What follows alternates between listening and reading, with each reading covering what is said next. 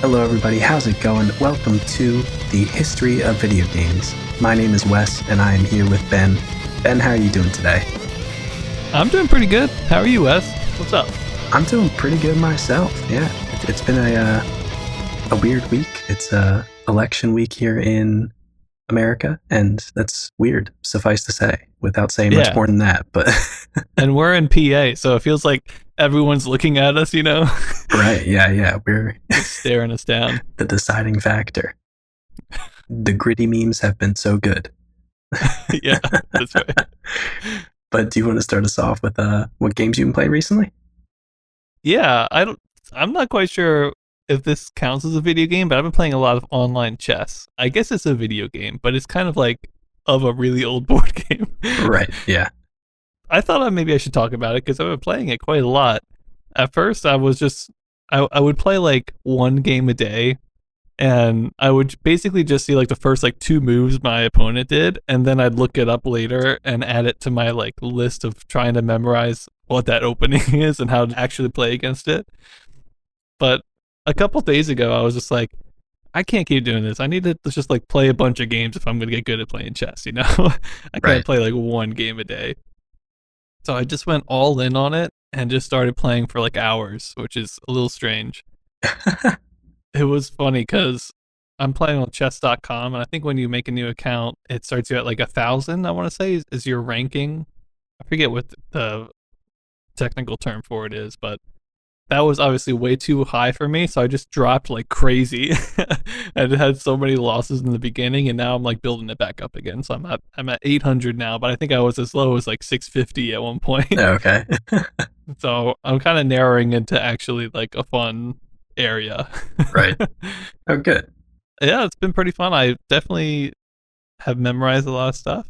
I'm definitely better at not getting like mated in 6 moves. But I'm definitely not good either. So there's a long way to go, but I'm having fun. I want to say quickly, there's a program that really made me want to do this that I found. It's called Lucas Chess. I think it's an open source program. And I downloaded that, and basically what you can do is you can manually save flashcard type scenarios of chess positions and then just bring them up and quiz yourself on them. Oh, weird. Yeah, and it's cool because it's not just like, make one move and that's the end of the flashcard quiz thing. It could be like a series of moves. So you go here, then they go here, then you go here, then they go here. And all that could be pre-programmed by yourself and then saved. So it's been like wickedly helpful because I wanted to find a way where I could kind of quiz myself on the openings. But I couldn't find anything that really did that. So this was a really big lifesaver for me. So once I did that, it kind of made me want to actually start trying this. So, and it wasn't easy to find the program either. So I highly recommend. It's called Lucas Chess. There was like some weird stuff about it. Like it doesn't have any sound in it by default. So it's super quiet, and you can add a custom sound though. It makes you do like record now or whatever, and you do something. So I just did like myself clapping my hands, and it actually sounds pretty good. But it's definitely a bit of a weird program, but it works for what I need. And yeah, it's pretty cool. So that's what I've been doing, Wes. I've been playing chess, which is... That's interesting, though. I mean, it's cool that you have some stuff to study, and a goal to work towards is always nice. Yeah, it's fun playing now because I have like the most popular couple beginnings memorize at least a couple moves. Like professionals I'm sure memorize like 50 moves in or something, but I'm just like 2 moves. I'm like, hey, that's pretty good. That's something. Yeah. It helps you not like get absolutely destroyed before the game starts, so that's good. And it's fun too because I can kind of memorize like, oh, if they do this move which is really popular, I can look at the most common like responses and then do something that might be good for me and also be rare, so that it puts them out of their comfort zone. You know what I mean? That's how I'm thinking about it anyway. So it's been a pretty good time, honestly. It's definitely very swingy because I'm playing against people that aren't very good and I'm not very good. So there was a moment I was playing today. I think I had no queen and like no rook or something, and they had everything. And then they like accidentally threw their queen away in a completely winning position. And I think I ended up stalemating it. Oh wow. I was tempted to just like immediately resign, you know, because if you're playing anybody that's like decent, there's no way I would have had any chance. But I was like, no, I should stay in it. They could blunder, and they do, and it's like, oh my god, it's so That's swingy. awesome. Yeah, it's pretty fun. Nice. That's a. I mean, I feel like that's for a lot of competitive games for people who don't want to get like super super good. That's kind of the sweet spot, right? Where it's like Yeah, still challenging, but there's still room for your opponent to make mistakes, like a reasonable amount of room for it. right. Exactly. Yeah, so that's what I've been doing. What have you been doing, Wes? Anything interesting? Well, I've been playing, going back with some friends, kind of in perfect time for Halloween a few weeks ago. We started playing The Forest Okay. again, which I know you know that one, but I don't think I've talked about it on the podcast before. So I'll give just sort of a brief description of what it is. It's this survival horror game, but it's got crafting and base building and exploration, and I think like a loose story too, or maybe me and my friends treat it as a loose story, but there's actually like in-depth story elements. I'm not sure, but it's crazy and got this really dark atmosphere. And another one of those games like Subnautica where the parts that scare me the most, they do the audio really well. Hmm. The main spooky things in this and bad guys are these like horrible mutated cannibal things, and they just like will scream and screech when they see you or one of your friends, and like you have to like look around you in this forest that's like oftentimes dark because of all the tree cover and try and figure out where they're coming from. But it's been super fun. We've been pretty much just doing the base building elements of it. I forgot how good the base building is. It's one of those like dynamic kind of base building systems where you can basically build anywhere on this preset map. And it's honestly pretty good. I mean, there's like you can't build like through trees and into rocks, and like some slopes just kind of make the buildings not work. But for the most part, they like have a bunch of stuff that snaps where you expect it to, and you can do like, okay, I have this perimeter of walls. Now I want to do a roof, and then it just like automatically does it and usually looks pretty nice. good. Yeah. And there's definitely some jankiness because you can make some weird shapes to it, but for the most part, it's really cool. You make like these giant log cabin fortress things, basically, and a bunch of horrifying traps that will attack the cannibals if they run into them or hit the cannibals. One main thing, though, that sucks if you mainly enjoy this game for the building is that if you're staying in your base, the cannibals are attracted to your base and they can destroy structures. Oh, But I think it is an option. I'm pretty sure they added both an option where they don't destroy structures and an option where there aren't any enemies, I think, and you can just kind of treat it as like a building game. I'd have to double check on the second one, but it's pretty nice that they let you do that, as well as hardcore settings if you want it to be like crazy difficult. mm-hmm. But a lot of the game takes place in these caves underground, which of course are horrifying as well. But that's where you get like gear upgrades, like axes and a samurai sword for some reason. There's horrible, like beheaded people just around everywhere because the cannibals make effigies. It's like so gruesome, but it's funny because when you play it with friends, it ends up being like goofy. It makes it a little bit lighter. Mm-hmm. But yeah, I've been having a ton of fun with that. It's such a good game. It was in early access development for, I want to say, like 4 years, and I'm pretty sure it's full release now, but they really did a good job with it. Yeah. Nice. And that's pretty much what I've been doing recently. Just a lot of the forest, or well, weekly forest. We just building, haven't even gone to a cave yet, and that's like most of the gameplay arc. But right. We're having fun building like this awesome lakeside base with a bunch of spikes and traps everywhere. And food and water are also, as with many survival games, like very hard to get, and you kind of have to work to get yourself at the point where it's like, okay, I always have a consistent source of this, whether it's through like farming or, unfortunately, in this game, you have to like kill a turtle to get a turtle shell to make a water collector, which feels really bad because the turtles are so nice. But it's like, I'm sorry, dude, I need to drink water, so you got to go. Um, They couldn't have like any other bucket shaped I know, yeah. item. You're telling me my guy can't carve one out of a log. He has to like murder this poor turtle, hollow out its shell. That's Yeah, funny. it's been good. Nice. I gotta check that out. I don't think I didn't know it was in full release, so I gotta check it out again. It's been a long time. Definitely worth taking a look at, although I will say it's like 1000% scarier when you play it by yourself. Right.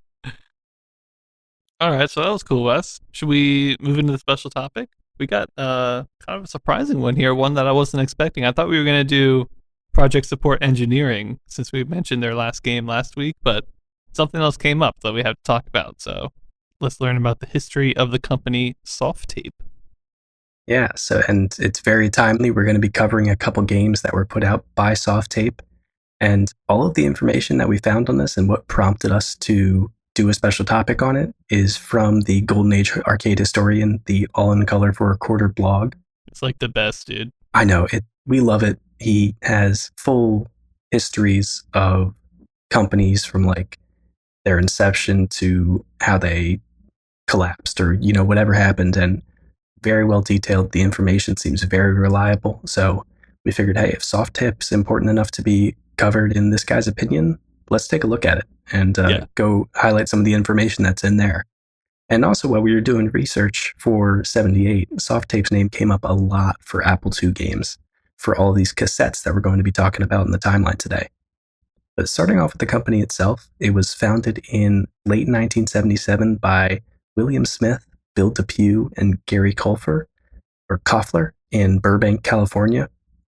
And their first product as a company, originally they were called Softtech, and they wanted to make both hardware and software. Through their life, they eventually sort of shifted to making mainly software. And their first real product that they released was called the Softape Software Exchange in 1978, which basically all the way in 1978, they identified there's a need for a more focused distribution of computer software and games, which is pretty cool because, I mean, basically everything we've been covering is somebody releases it in the magazine and somebody typed the code up in their own computer. That's how you run it. Or if you were part of the California, I forget the exact name, but the California Computer Homebrew Club that Steve Wozniak was a part of, then like they would put stuff on cassettes and, physically like trade them with each other basically. But Softape said, well, what if we started, producing and selling these? And members of the Softape Software Exchange could buy cassette tape modules, which would contain either one program or several different programs. And Bill DePue, apparently early on, they really wanted to cut costs, and it was expensive at the time to make a tape and then copy that tape to make a whole bunch that you could sell. So he developed, I don't understand it exactly, but he just kind of like either bought or put together an audio bridge device, which would make it so that when they were writing the information onto the tape, they could write onto multiple tapes at the same time instead of writing one tape and then duplicating it. It's a weird thing, but I just thought it was an interesting way that they figured out, hey, this is cheaper if we just like make them all at once instead of copying them from the first one. Mm-hmm. And the modules themselves, most of the time they were advertised in a lot of the popular magazines that we talk about, like Kilobod. But then Softape also realized there was a market for them to create their own magazine called Soft Talk to market their products. What a name. What a name. All of it's based around that soft and then the sharing the same T with whatever word comes after it. And going from there in the early 1980s, Soft Talk actually grew to a 400-page, I think, monthly magazine after they partnered with an editor named Margot Tomervik, who apparently... Oh, don't tell me that, Wes. It's going to take forever to research. Maybe it's every year, who knows, but it might be monthly. But apparently Margot Tomervik, who was the editor for this, loved gaming, loved the Apple II. There was a little anecdote in this history here where they went in to go get a TRS-80 with her husband, and her husband was smoking in the store, and the guy was like, hey, don't smoke in my store, so they went and bought an Apple II instead. Okay. But the magazine also featured a monthly software bestsellers list, too, which I think was just of the Softape software. Boy, that's hard to say. And eventually, towards the mid and late 1870s, the founders had a falling out, and the company also didn't transition well from making products for the Apple II to making things for Macintosh and IBM PC that would come out later. So I don't know exactly when they ended, and we might revisit it or at least mention it later, but sort of their arc was from 1977 to the mid 80s when they were making the software. And one of the big software developers, who one of their games we talked about last week, and we're going to talk about one of his games today as well, is Bob Bishop. He created tons of games for Softape, and he started off in the early to mid 60s creating math programs in Fortran when he realized he really, really liked coding. He was really interested in computers. So he went to go pursue a graduate degree at UCLA. And he was very excited to purchase the first Apple I. He saw the ad for it. He drove to the address listed on the advertisement, was apparently told that he should go to Steve Jobs' house instead, and was invited in by Steve Jobs' mom and just kind of hung out there for a bit. And this is all the way that it's written in the blog, but I like to believe it because it sounds really funny. And apparently Steve Jobs was like, okay, let me give you a demo of this Apple I, but it took him like a while to get the Apple I to actually turn on and work. But Bob Bishop was still convinced that he needed an Apple I. So after he got that, later in 77, he made Star Trek in BASIC, which I believe is one that we was our retcon at the beginning of this year because we realized he made it towards the end of 77. And he apparently wrote Rocket Pilot, which Ben played only one day after receiving his new Apple II. Wow. So I think that's a quote directly from him, or at least from the All in Color for a Quarter doing the research on this. Kind of crazy, but I mean, it seems like he was really excited about making these products for these different games for Apple products, so I could believe it. And he would later go on to make several games that were featured in Kilowatt magazine as well as other magazines, and he sold a lot of those through a local computer store in California.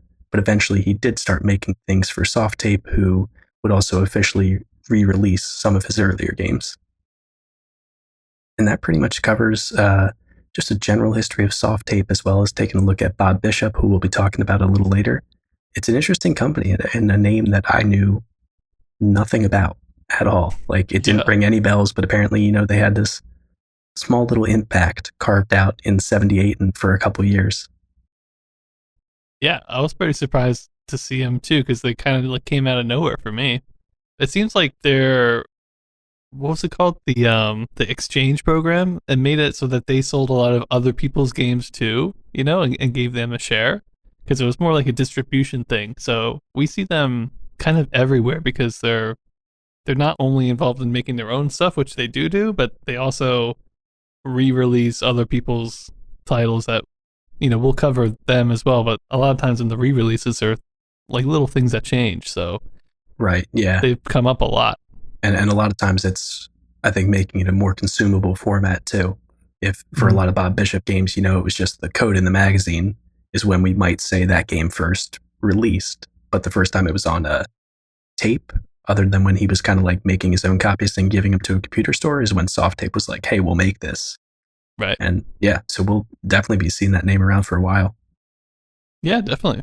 All right, so we'll talk about that a little bit more once we get into the games, but why don't we head right on over there?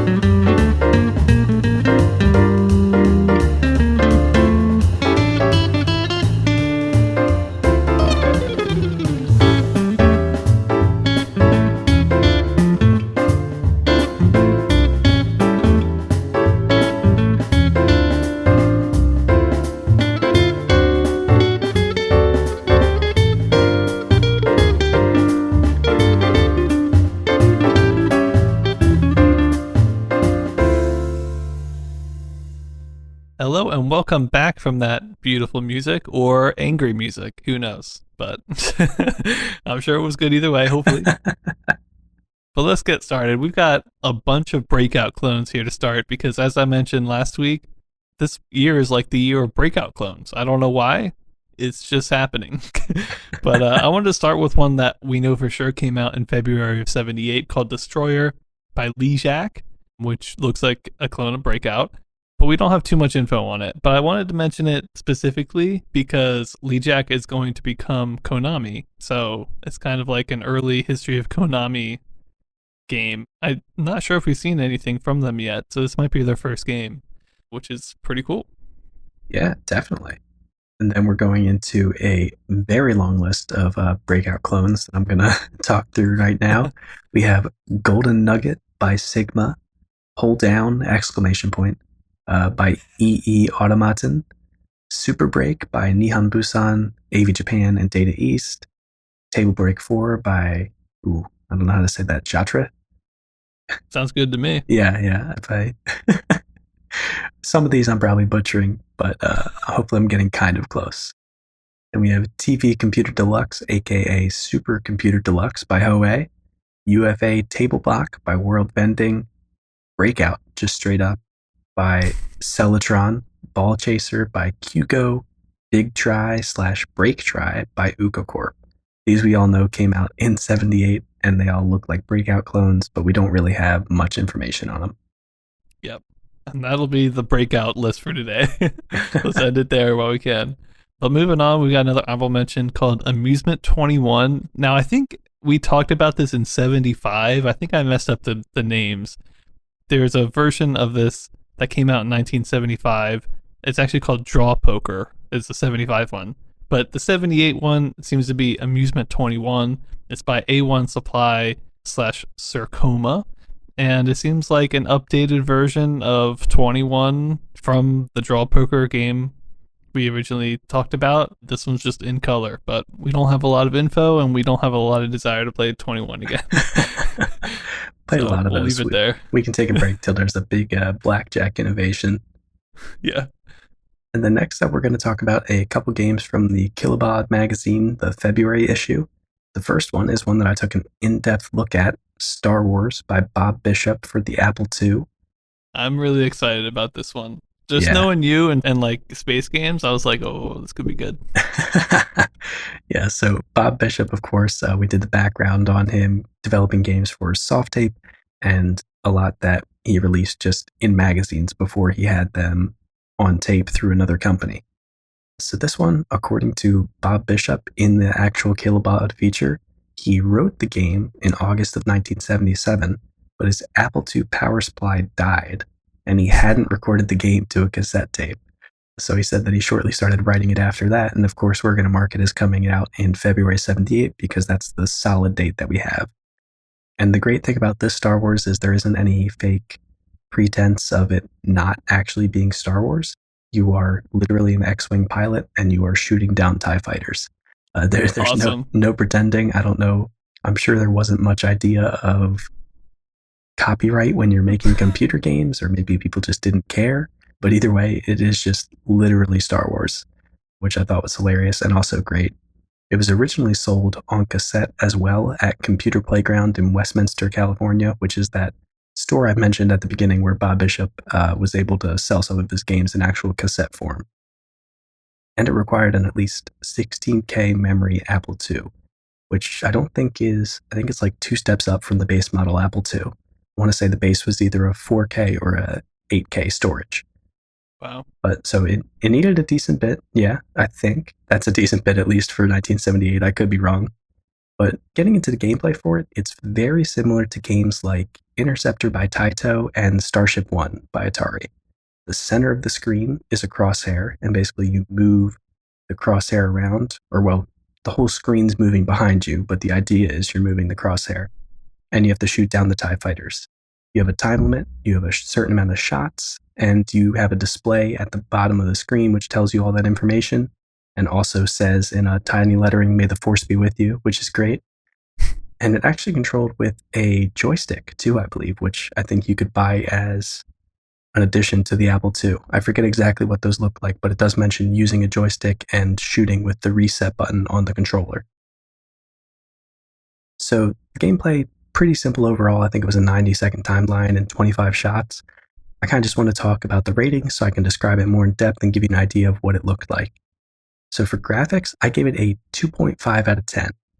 The main negative that I have here is that there aren't any stars or anything in the background of the screen to give you a sort of impression that the ship is turning or moving, like in Starship One, where the stars and planets both move side to side when you're supposed to be moving your reticle, your crosshair, and also they zoom by you because you're moving forward.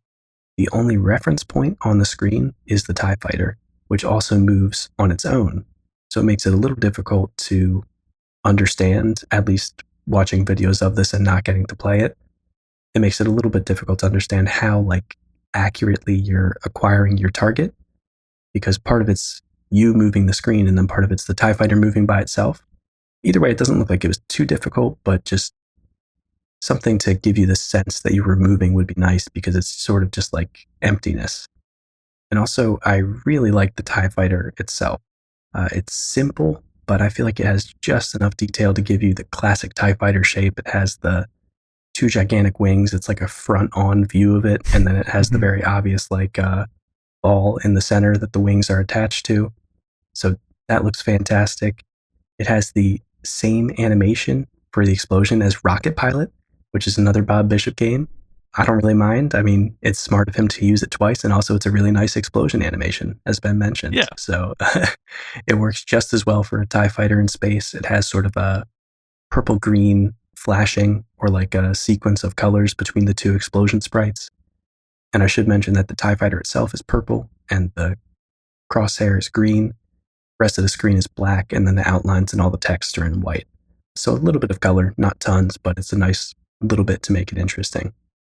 But other than those aspects, there isn't too much going on visually.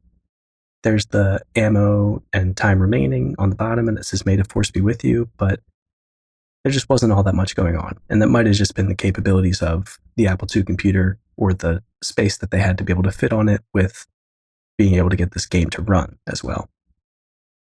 Moving on to the sounds, though, I gave it a 2 out of 10. There are really only two sounds in this game, one of them being the crash noise, which is also from Rocket Pilot, but again, also a good noise, so I think it works out. Smart use of assets, and as Ben mentioned, it is a great explosion noise. I think Star Wars benefits from it a little bit more than Rocket Pilot because it's happening a lot more often. Mm-hmm. And Rocket Pilot is kind of only if you fail and crash in the Lunar Lander type game that you hear it, and in this it's a success noise, which I think kind of makes it a little bit more rewarding when you hear that good explosion noise.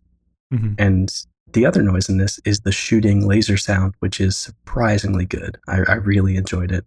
It's very short, but it has this great spacey, futuristic feel to it. But even with both those sounds being great, it's still sort of just silent in between them playing. And it's not really a game where you want to spam the fire button too, because you have a limited number of shots. Mm-hmm.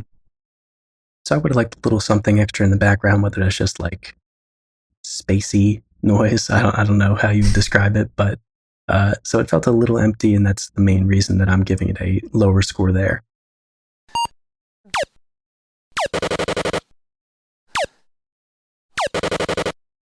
For gameplay, I gave it, and this broke my heart, a 1.5 out of 10. Oh no. I love that it's a Star Wars game, but I think the fact that there's only one TIE fighter on the screen at a time, they can come from 4 different directions, but they kind of work their way towards the center, and you steer towards them to get them in your crosshair. It makes it so there's no sort of hectic target acquisition, decision-making stuff, sort of like games like Starship One and Interceptor, where there's multiple targets on screen at the same time. Can they shoot at you or hurt you in any way, or is it just you miss your shot kind of deal? As far as I could tell, it's just you miss your shot. Mm-hmm. Person who I was watching play it, they usually got the TIE fighter after a couple seconds, so I don't know if it would eventually fly off the screen and you would lose points, but I'm guessing it's mainly a time thing too. The longer you take, the less points you can get because the less targets you hit, sort of thing. But no, it doesn't look like they could shoot back at you. And as I mentioned with the graphics, the other weird thing to me is just the no reference point of like stars in the background. I think that does kind of mess with the gameplay because I'm sure you could get used to it, how you aim and quickly like find the TIE fighter and shoot it down. Just seems a little weird. There's no like movement going on other than the TIE fighter. Mm-hmm. So I think the general idea and the gameplay fits a Star Wars game perfectly, but I just don't think this gameplay execution is exactly right. And then for relevance, I gave it a 7.5 out of 10. It seems like we're going to be seeing a lot of Bob Bishop games for the Apple II over the next year. So I think that it's an important one in history just because it's a Star Wars game. It's important in his track record of Apple II games. But we also know there's going to be a version 2 of this as well. So I feel like it's pretty relevant for that aspect. I don't think it made any huge innovations, but it's a pretty impressive game for the Apple II visually and with the audio that it has too. Yeah. I just like that it was like just blatantly Star Wars. I don't think we've played like a straight up Star Wars game, and it, to me, it was kind of nostalgic in a way. Yeah. Like I said, the TIE Fighter looks really good. So that is one of the huge bonuses for this because it just definitely hits like I am in the X-Wing. I am Luke Skywalker, you know? Yeah, definitely. So then for my overall rating, I gave it a 2.5 out of 10. I love space and I love Star Wars. So you think this would be like an easy home run 10 out of 10 for me. But I just felt like it was missing a few key elements. Yeah. As with a lot of the stuff that we talk about, as we go through video game history, a lot of it just is the platform that it was on. The Apple II is very capable, but still it had limits, obviously. But I would have really liked to see extra sounds and stars in the background for reference. But even with those flaws, it kind of gets me really excited to see all the other crazy stuff that I know is going to be coming out for the Apple II and computers, especially now that we're getting into a more like commercialized and distribution age with companies like Softape. So it's a really fun one. It's Star Wars. It disappointed me in a couple aspects, but it makes me excited for Bob Bishop games, Apple II games, and every other computer game. It definitely does feel like a complete different quality to me than the usual games we see in like a magazine. Like usually there's no real graphics in magazine games, and this is like straight up a TIE fighter moving around. I know, yeah. It's weird to say this as a compliment, but it feels like a good Fairchild game or something. Or right. Maybe even better, but that's still for computers in 78. I think that's a pretty good, big compliment. It's definitely encouraging because while Bob Bishop is definitely a talented game designer, he's also probably just like a hobbyist guy. You know what I mean? Right, yeah. He's reading these magazines. He's probably like a normal dude. So when we get like teams of people working together at all try to make a Star Wars game, it'll be just incredible, I think. But yeah, definitely cool. All right, so Star Wars. Yep. Moving on from that, though, we've got one more here in the Kilobot magazine called Deflection, which is actually a Chromemco game. You remember that Dazzle-Teen US? Oh, yes, I do. Yeah, that's this computer, and there's not a whole lot of games for this computer, so it's interesting to see one come up in one of these magazines. But in this game, you basically had to put up deflectors to bounce a ball into its goal, which kind of reminds me of those like light deflector mini games that we see that use like mirrors and stuff in Zelda or whatever. But this version in particular doesn't seem to have any videos or emulation for the Chromemco, but later versions do for other computers that we will check out. So we're going to cover Deflection in the future. Don't worry. Let's head into another magazine quick. This one's from the Interface Age February issue, and we just have one big game here called World Power. I thought it was kind of interesting. It seems like a Risk type game where you move around troops and conquer enemy territories. I think it had multiplayer, but I'm not positive on that. And you could even do stuff like send planes on stealth information gathering missions to see like where the troops were for your enemies and stuff. Whoa, okay, nice. Yeah, it seems pretty cool, but it was all text-based, which makes me feel like it would be confusing. Right. And we don't have any videos or emulation on this one, just the code. But it seemed kind of cool, so I wanted to mention it. And then rounding things out with another honorable mention of magazines, we have the Personal Computing February issue, which I had to ask Ben about this, but it is a new magazine for us because we have seen People's Computers and other similarly named things. But again, this one is Personal Computing. and we're covering this now. There wasn't anything in January, and it doesn't look like there's going to be any interesting games for the rest of the year either. So just talking about it now, we have 2 games. We have Star Wars by Jerry Self, which is a battleship math type shooting game where you have to destroy the Death Star. Maybe. I think if I'm remembering this one right, it was sort of a text-based thing where you input your guess based on coordinates to try and, get the torpedo into the Death Star. And it sort of did a little bit of visual, but not much feedback to tell you what was going on and how close you were. And then the second interesting one that we saw was Computer Football, which was an RNG football game. Basically, you pick a play and it does something. We've seen these before. They're not super interesting. Yeah. But the Star Wars, whenever we see that, it's like, oh, wait a minute, this could be something. We got to take a look at it. But let's move on to the soft tape stuff now. We've got a bunch of games here we're going to mention, all basically from their line of games that they released called their Instant Library modules. And they came out with 8 of these modules throughout the year. We're not sure exactly when each one came out, so I figured let's just do them all together. So I think the first one came out pretty early in the year. I think the Golden Age Arcade Historian said that it could be one of the first cassette games for the Apple II, but we don't have a firm date on it. But on that first tape is the first one that I'm going to review today, called Advanced Dragon Maze. And hopefully you guys remember I talked briefly about Dragon Maze, just the generic one, an episode or 2 ago. But this is the Advanced Dragon Maze. And it's advanced, Wes. Oh boy. This one's by Gary Shannon, who isn't a programmer for Soft Tape. He actually works for Programma International, which we will talk about someday. But I guess Soft Tape, worked with him to relicense this and make it advanced to sell some tapes. But the essential basis of the game is you're in a maze. You start on the left. You have to go to the right. And there's also a quote-unquote dragon in the maze that starts on the right by the exit and is trying to hunt you. And you basically have to outmaneuver the dragon, get to the exit, and you win. But what makes this the advanced version is that the dragon actually can break through the wall, in between 2 sections of the maze, and then that will actually become a new path in the maze, which is actually really cool. Oh, I love that feature. I think it's really fun. But there is a big problem with this game, Wes. With a name like Advanced Dragon Maze, and I've seen artwork and stuff, for the cassette tape and for ads, and it's this big dragon on it. There is no dragon. There's a red dot, and that's the dragon. No. I know. I was so disappointed. If it had just been a little sprite that didn't even have to have any animation, just teleported around, that would have been that's awesome, But it's a red dot, and then you are a blue dot. And you're playing in a orange and black maze.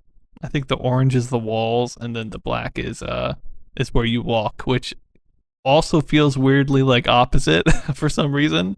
Doesn't feel quite right. But yeah, when I found out that, I was like, oh no, this had so much potential.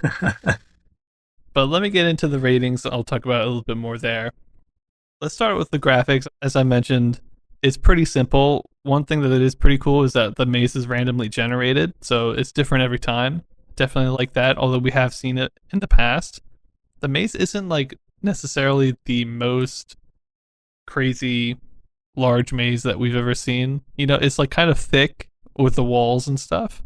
So I think it's generally fairly easy to navigate through, and you're not gonna get lost, I don't think. Right. And it also doesn't help that the maze generates before you play, so you can kind of start to study it a bit before you actually get to go.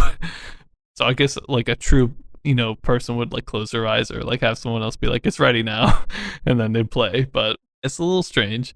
And then obviously the 2 dots being you and the dragon, it just sucks. Nothing I can say about that.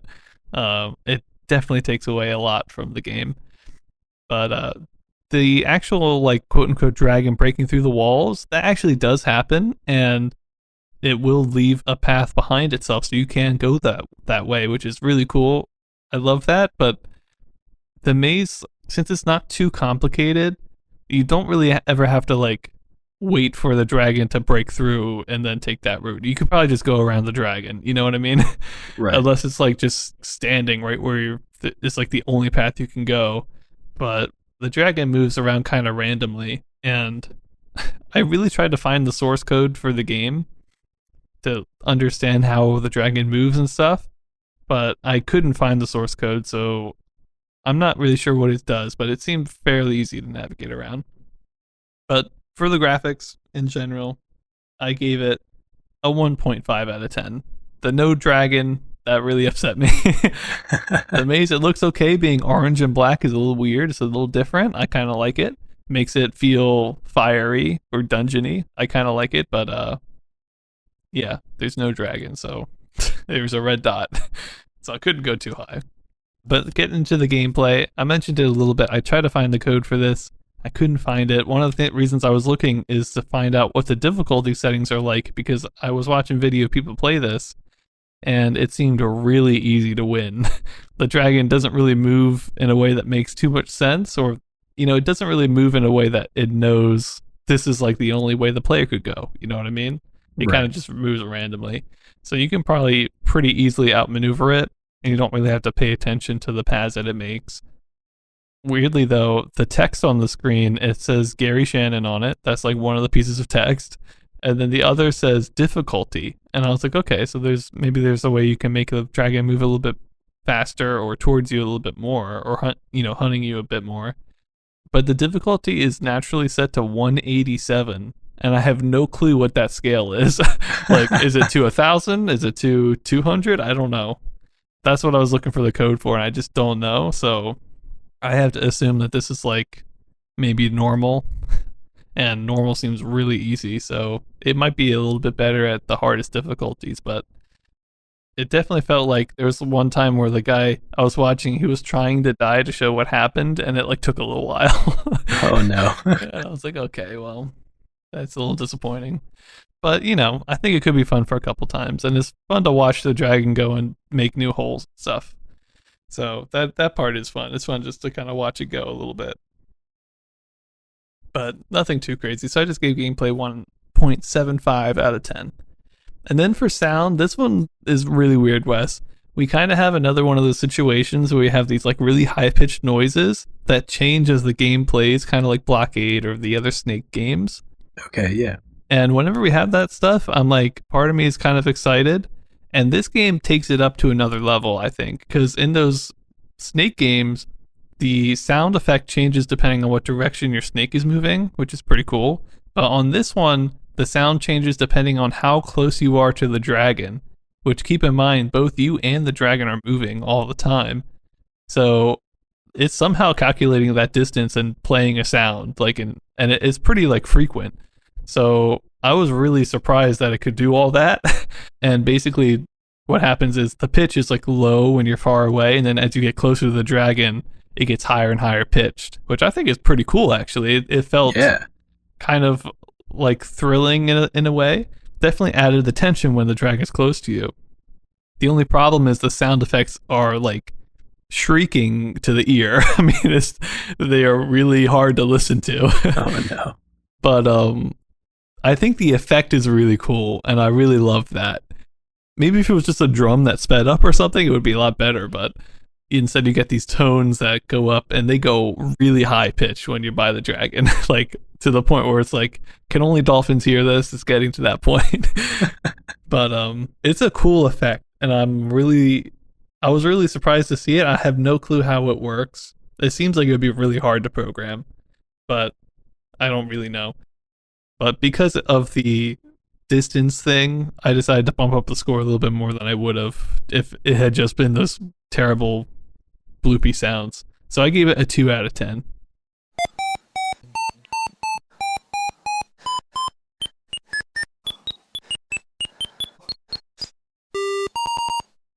Sounds are not the best, but there's some interesting design choices behind it that do make the game feel more tense, which is pretty cool for like a maze game with 2 dots in it.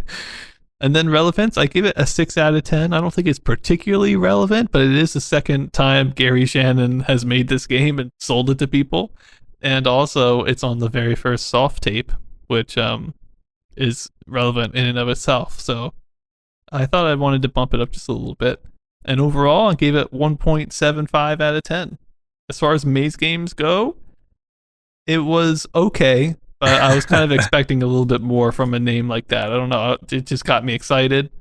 And there might even be a little bit of text at the beginning that's like, you must get out. You know what I mean? There's a dragon hunting you. You're like, oh, this is going to be cool. And then you watch a maze generate before you for like 30 seconds, like fairly long time.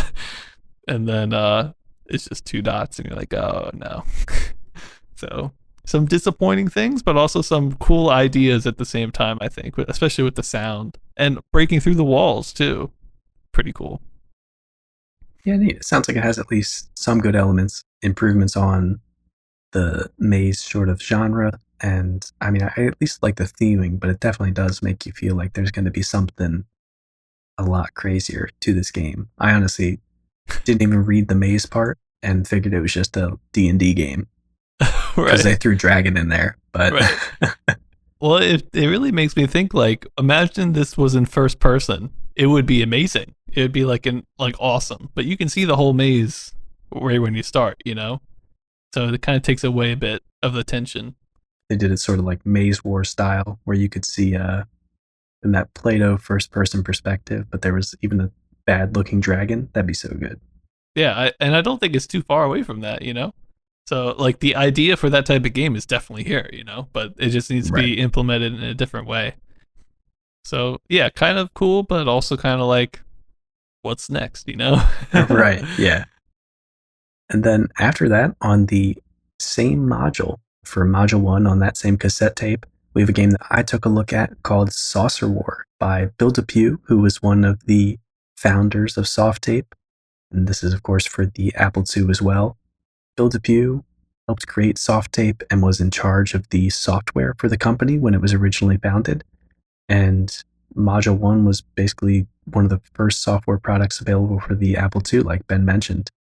And the claim is from William Smith, one of the founders of Softape, but it seems pretty accurate, so we'll give him the benefit of doubt. I think he said it was the very first, but we're going to say it's one of the first software products.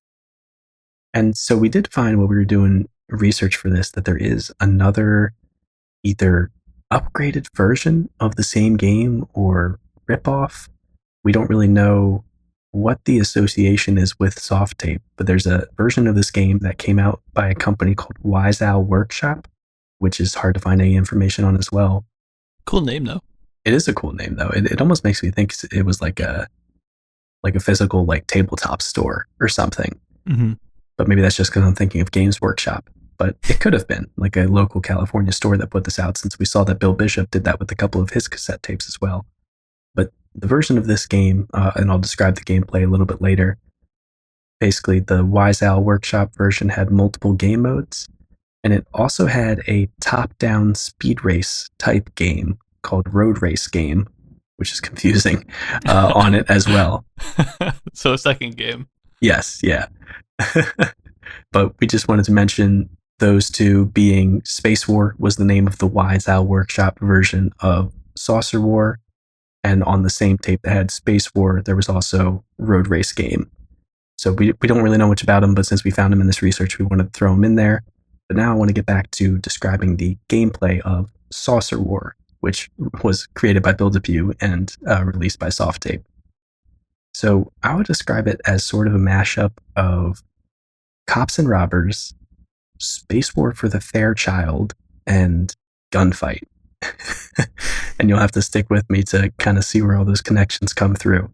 But basically there's two UFOs or saucers, one on either side of the screen that can only move vertically. They can't move horizontally. And these either stars or asteroids, which is what I'm going to call them from now on, slowly fall from the top of the screen, and they can block your laser shot when you're shooting across the screen at the opponent.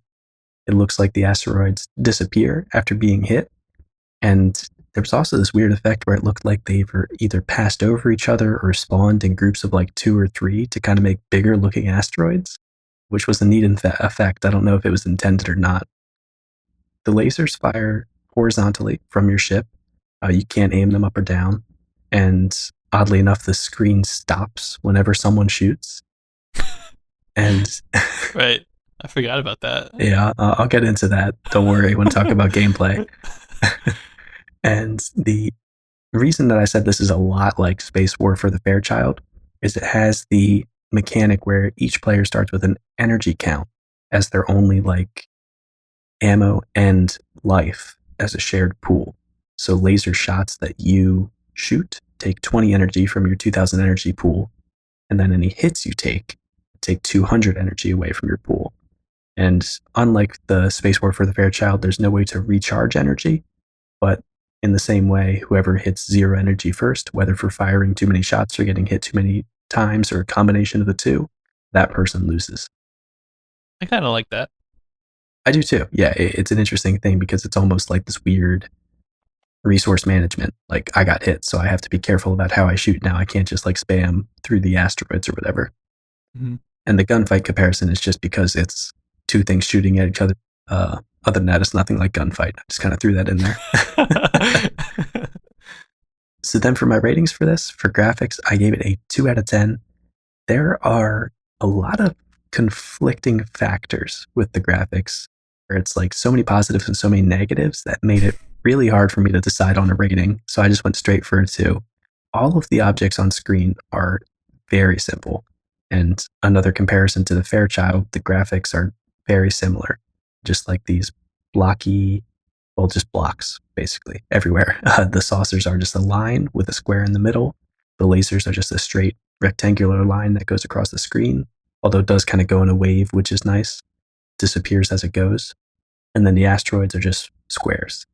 But even though everything looks really simple, there's a lot of asteroids on screen at a time, which I like, and there's pretty good use of the colors. The asteroids are white, the lasers are purple, both saucers are green, but the main thing that really bumps up the graphics score for me is that whenever somebody gets hit, the square part on the very top of the saucer blinks through like this whole range of colors really, really fast. Oh, cool. Yeah, yeah. So there's no explosion animation, but it's like this one part of the ship just goes like and goes through this sequence of colors that I didn't know the Apple II could do because we've seen so many games use the green and purple so far. But it adds a lot of visual interest, and that's the main thing that kind of brought it up to a 2 for me. For sounds, I gave it a 2.5 out of 10. Very similar to when I was rating Star Wars by Bob Bishop. There are only 2 sounds, but they are good sounds. The laser sound in this game is really good. I love it. And maybe if Ben's able to find a clip of it, we'll put it right here.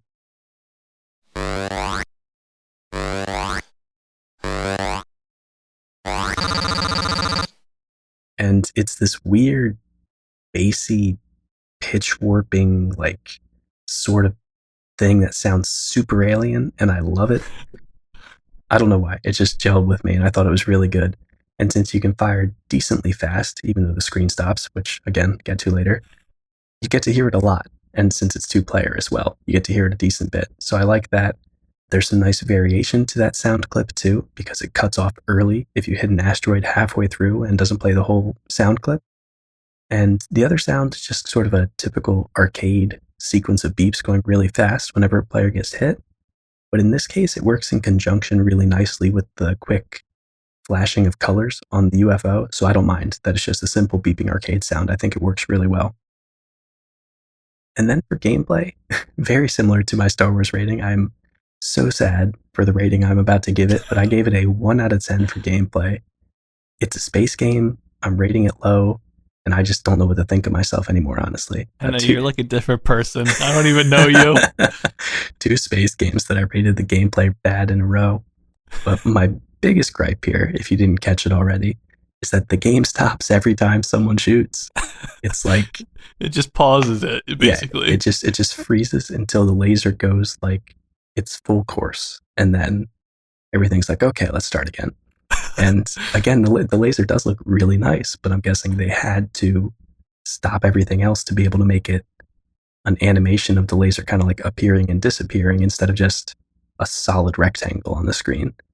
But it just gives a nice window for the nice laser audio to play. That's kind of my only compliment about the screen stopping, but it just slows down the momentum of the game so much. And I can't imagine if you had 2 people playing it. I mean, your input on like shooting the button, you must have just had to mash the button because you never knew when the game was going to freeze and the other person was shooting, you know? Could you imagine like if one person's strategy was I'm just gonna dodge, and because of the energy mechanic, the other person would fire probably what 200 times before they die. Yeah. I don't know if it had any stored inputs, but if it did, you could just let the person mash the button and then let the game play itself out, you know? Yeah, it would take so long though.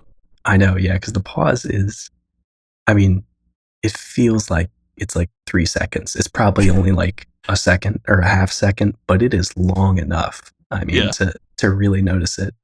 My other big gripe with the gameplay is only vertical movement. It just feels so restricting, especially after playing something very similar to it on the Fairchild, which, we like the Fairchild games, but we acknowledge they aren't really the greatest. But Fairchild did Space War really well. I mean, you could move side to side, you could fire horizontally in both directions. This one's just the up and down. It doesn't look like the asteroids have any chance of hitting you. They just kind of like float right past you. I do like that this made the decision to not put any recharge stations for your energy in it. I thought that was a bad aspect of Fairchild Space War. Having no energy recharge station really limits the game time nicely. And I also do like the asteroids. I think it helps the fact that you can only move up and down, makes it more interesting because you still have to thread the needle through these asteroids. But overall, it's still not super great gameplay. Again, mainly just the screen stopping. And then for my relevance, I gave it a 6 out of 10. Even though it might not be the most popular game, I have to give it, as Ben did, some props for being made by one of Softape's founders in this case, and also being on Module 1 of the cassette tape of the Softape series of cassettes. And I feel like it's just a big jump in marketability and distribution for games for personal computers. All of these new games on the Apple II are really starting to feel like more complete games, too, than other things that we've seen on computers. I just am hopeful and have my fingers crossed that the day's going to come where we can stop giving zeros for sound for computers, or at least consistently, because there will always be some, I'm sure. Yeah. And so for my overall for it, I just gave it a 2 out of 10. I won't say Saucer War is an outstanding game, but I think you could definitely have fun with it. And it's really cool to see it on an Apple II. It felt a little behind the times for me in terms of gameplay and graphics, but I do think this is sort of the realm that PC gaming is in right now because it's entering this new frontier in 1978. So it does deserve a little bit of leeway. Like I said before, if I'm comparing it to a second generation Fairchild game, that's a pretty good compliment for PC games right now. Like some of our favorite PC games are before this are text games with good visual representation, other than the Play-Doh, of course, but that's a whole different league. But for personal microcomputers, it's like simple text games or things like Tark, where it's all ASCII graphics. Yeah. So this feels a bit behind in some ways, but I have to understand that it's also ahead in a lot of ways from other games that we've been seeing. Yeah. Hopefully the days of text-based horse racing games are behind us. Or at least behind us enough that we can mention them and not play them. Right. Speaking of, we've got one more that was on the first Instant Library module. By the way, Saucer War. I don't know if I like that title, but it seemed like a cool game. But yeah, there's one more on the first Instant Library module called Digital Derby, and this is a horse betting game. It did have some music and animation and color, but obviously not really any gameplay. Just a betting gambling thing. But then looking at these other modules for this Instant Library collection, there's actually a total of 8 different modules. Most of them had at least 1 or 2 games on them. Some of them just had 1 game. Some of them didn't have any games. So just going real quickly through some of the other games on these modules, there wasn't anything that we felt like we super had to cover. But, just little mentions. And one of them, there was Othello, Mastermind, and Seven as well, which Seven is like a Crazy Eights or Uno type game. I'm not sure I really know how to play Crazy Eights, but it seems like an Uno type game. And Othello, we've talked about before. This one did have graphics, which is the other 2 were only text based, which is like, wait a minute, I thought we were done with that. But at least Othello had some. And then for the next one, we had Awari, Hexpawn, and Towers of Hanoi. All of them were in color, and they're all puzzle and Mancala or Kala type games. Stuff we've seen before. I forget if we've seen Towers of Hanoi, but it's one we're going to see pop up a couple times. It's a traditional puzzle game that basically you'd know it if you saw it. And next up, we had Blackjack and Hyperlife, which were Blackjack and Life games, oddly enough. Yep. So they're getting the old standards out there, but nothing we need to talk about too much. And then the last ones that we wanted to mention are UFO, Clean Sweep, Lunar Lander, and Star Wars. They seem like they were kind of poor implementations of shooting, Clean Sweep, and Lunar Lander type games, but it did have Bob Bishop's Star Wars on it in this release, and they were all in color, at least. Yeah. And that's going to bring us to the last one for today, guys. Knight's Quest, which is one that I did. It's kind of an RPG game, so strap yourselves in. Oh, yeah. I was really excited to play this. I haven't played an RPG in a while, and I think the last one was not that good, so I was like kind of looking forward to this a bit. But it's not really an RPG. It's I don't really know what I would call it. I mean, it's not like it's bad. It's just it's very different from the RPGs that we've played before. For one thing, there's not really any combat. It's all just like it happens and then you're either successful or you're not. Like there's no spells, there's no heavy attack, there's no like turn-based thing. It's just like you did it or you didn't do it. In general, it feels almost more like I don't know, some sort of weird simulation game or text-based adventure almost, even though it has some kind of combat. But let me tell you, Wes, one thing this game does have, and it has it in droves, is lore. And I have to tell you the intro that it says, I'm paraphrasing it a little bit, but it says, the king of Norsax, which is the land that you're in, is sending you on your first knight's quest. The king will request that you obtain either the gold chalice from the mountain demon or the gold anchor from the sea demon. If you succeed, you will become a full-fledged knight. Which I think was pretty cool. And it's also interesting that this has two end locations, essentially. You can either try to fight the sea dragon or the mountain demon. Yeah. And you can win by doing either, which is kind of cool.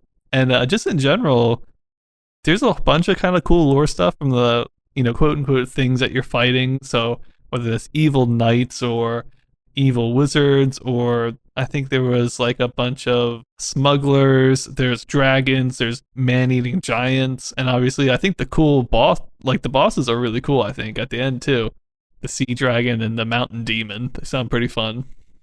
And then when you start, I guess, in the castle, right? And they send you off your way. But interestingly enough, if you come back to the castle before you got those items or one of those items, it actually says, you have completed your quest and were unsuccessful. You are no longer a knight and are disgraced.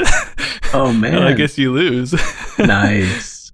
But if you come back with one of them, it says you have not completed your quest and are now a full-fledged knight, which is cool. Nice. Because, the game isn't just go out and slay the dragon. You also have to bring it back to the castle, the cool stuff. Oh, nice. I like that it's like the king saying, don't come back until I have grandkids, Right. Essentially. So it's kind of cool. And what I like about it is that it's very simple, maybe too simple, but for instance, in a lot of these other RPGs, I mean, it's so early in the history of video games that like UI and stuff is just not great. So when you have like 100 powers and a bunch of armors and like it takes 30 pages to read through the instructions, like this is so easy. It's like you've got reputation, which is essentially what level you are. You've got money, and then you've got like one magic item, which is a magic dagger that basically is an insta-kill, and it's a one-use item. And then the chalice and the anchor, and that's it. There's no armor, there's no magic spells, none of that, which I don't mind actually, because when you're dealing with these really old games, I think it can get overwhelming at times, and this was definitely not overwhelming. It felt like you could just hop into it, which is definitely cool. But let me describe what you're actually looking at when you play the game, because it's a bit different, again, from what we usually see. Instead of being kind of first-person-y, this is actually kind of from a top-down perspective, and you see the whole map of the game in one go. Essentially, it's a grid, but It's kind of stylized pretty nicely. It almost looks like a top-down view of a pyramid. I don't know how it does that, but that's what it looks like.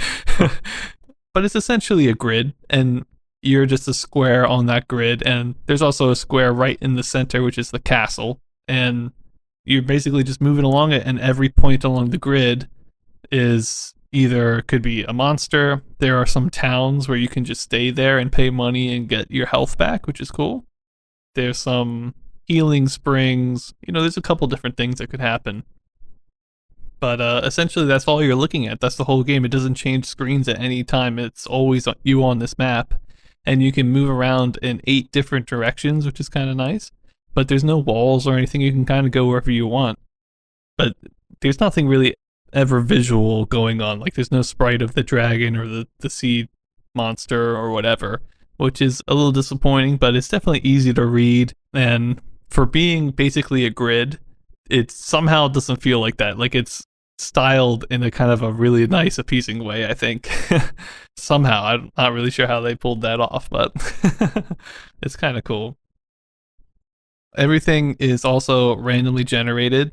So when I played a couple different games of this, and like the location of the sea monster and stuff, that changed every time I played. Oh, nice. Yeah, so it's a nice like random playfield, and I think some of my information is from the CRPG Addict, who again, everybody should check out. He's so good. But he actually counted up every single possible place you could go to, and there's 41 total positions in the map, which is like, it's not too high to be like really confusing, but it's also not like a very low number either. It kind of feels just right. Like, it's a nice, you can play this game in 10 minutes and kind of be done with it game, either win or lose, which I kind of like, for like, we don't get a lot of that with these. Usually they're so incredibly complex and they're meant to be played for like 6 months. Right, yeah. So I didn't mind it actually, but I think I should go into my ratings now. I've described it a little bit. Let's talk about the gameplay. I gave it 2.5 out of 10. There are some things I really like and then some things I don't like so much. In general, the game is really easy. One of the main things I'd like, but it just needs to be better tuned, I think, is that the combat isn't just like you lost the combat, now you've lost the game. That happens so much with these old RPGs, and it just makes the games feel really RNG and like nothing you can really do about it. But on this one, if you lose a fight, even against some really tough monsters, you're not going to die. Your health will go down probably a large portion, but then maybe you can like escape and find a healing spring or go back to some place that you've already been to and try to, get back there and heal up a bit using your silver coins or whatever. So there's like a lot more strategy to it because one fight isn't going to destroy you. It really takes a series of bad decisions to, make you lose. But at the same time, that means the game's pretty easy, because one other thing that the game does, which I do also kind of think is a cool thing, is that whenever you win a fight, that tile, if you go back to it after you've won, will say a battle has happened here, you are safe. So you know that those are safe places. So basically what I'm saying is, if you get to like a town, you can kind of branch out from that town and you're not really ever going to die, really. So I don't like that, but I kind of like the systems behind it. I like that you can have combat and not just insta-die and lose the game. And I also like that you can kind of backtrack and make your way through the game too. And kind of go places where if you're at 1% health, there's not like a chance someone's going to randomly spawn and you're just going to die, I never really liked that. So there's some good and there's some bad. But that's kind of the game. I'm trying to think if there's anything I'm missing. There is this weird system where whenever you fight something, you don't actually just go into combat. It says, you have met an evil knight. Do you want to initiate combat? And you say yes or no. And if you say yes, they have the opportunity to decline combat, and then you don't fight, which is really weird. Yeah, and then if you say you don't want to fight, they have the opportunity to attack you anyway. So it kind of doesn't really matter if you say yes or no. But it's just a very strange system. It kind of reminds me of like maybe trying to stealth your way through and just saying you don't want to fight anything until you get to the end. I don't really know. It seems very strange. There was actually in my first game, which is I won that one. I tried to fight the sea dragon, and the first like 3 times I got to him, he didn't want to fight me, and I was like, "You're the final boss." So I just had to like go to a different square and then come back and then be like, "I want to fight you," and then he said no again, and I was like, "What is going on? Do I need a dagger or something?" And it's just because he had like a percentage chance to just say no. That's hilarious.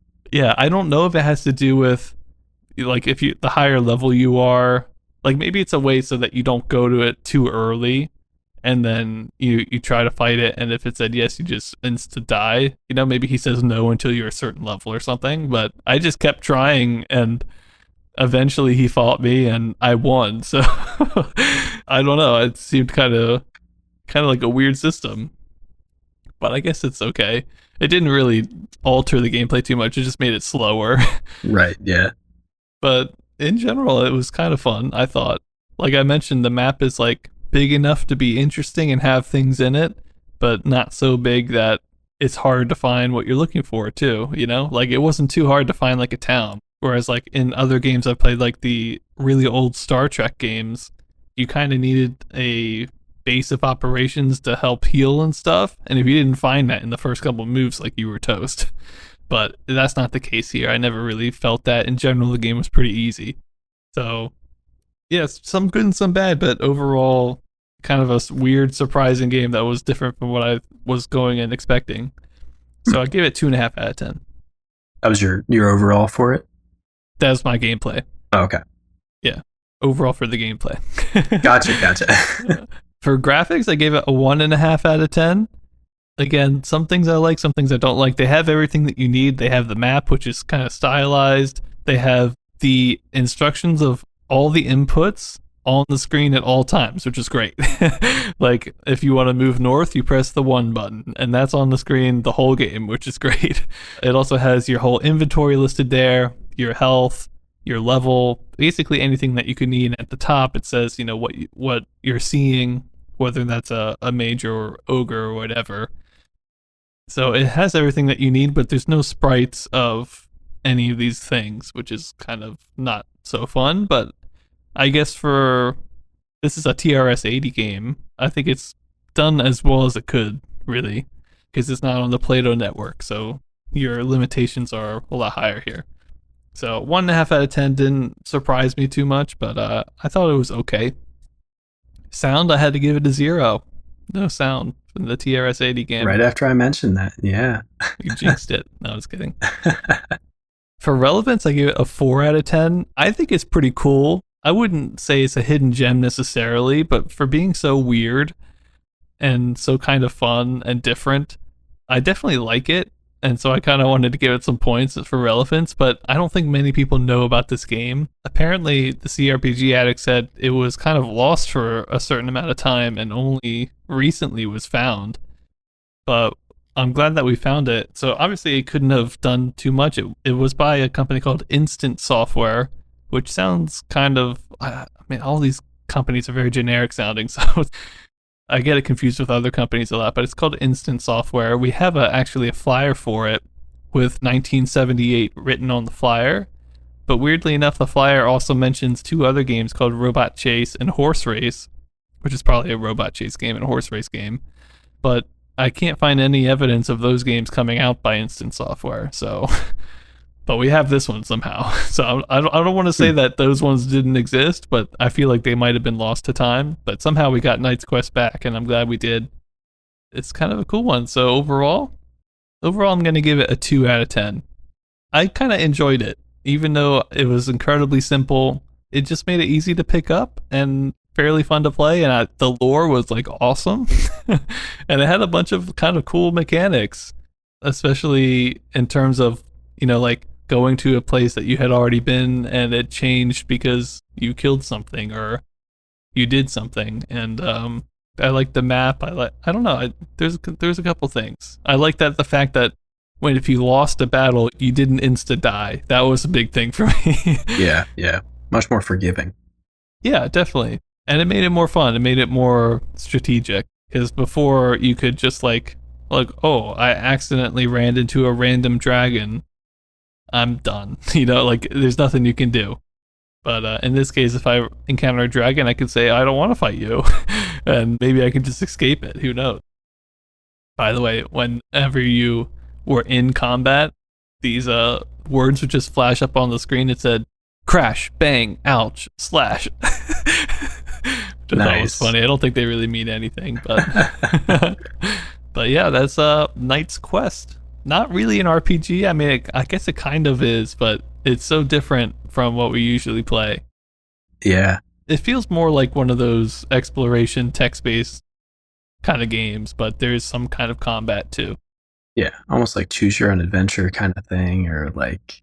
Right. Yeah. Interesting. That sounds really cool, honestly. It doesn't have the typical RPG elements, no stats, no gear. But It sounds like it's just a very digestible version of like that kind of theming and that kind of game. Well, it sounds really neat. I'm glad that it was found. Yeah, me too. But that's going to do it for us today, guys. I hope you enjoyed it. We had all computer games today. I think it's a sign of the times. 78 with the Holy Trinity out. We've got some cool computer games, but I think we're going to move back. We're going to get to some other arcade stuff next week. So stick around. But just to recap for today, we talked about Soft Tape. We talked about some of their cool instant library modules like Advanced Dragon Maze, Saucer War. Wes also covered Bob Bishop's Star Wars, which I was hoping he'd like more than he did, but I guess it makes sense. And then I did Knight's Quest, which was kind of a surprising RPG that was actually like right up my alley. So I enjoyed it. Yeah, and make sure to check out our website with information and pictures of all the games that we've covered so far. Send us an email if you have any questions, and check out our Twitter for announcements on our episodes. And with that, we'll see you in the next one. See y'all next time.